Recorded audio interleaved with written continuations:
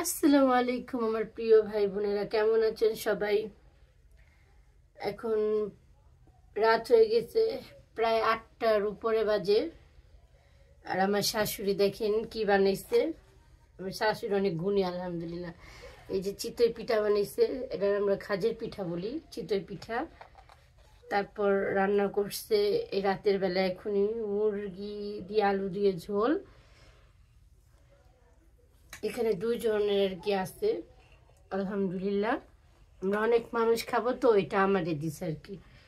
অনেক মজা হয়েছে ওনার রান্না রান্না মাশাআল্লাহ অনেক মজা। একটু খেয়ে দেখি কেমন হয়েছে।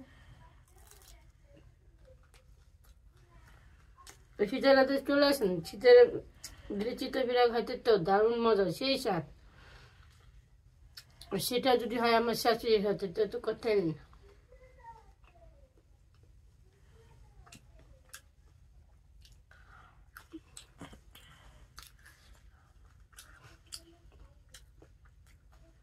আগে খাই তারপর কথা বলবো।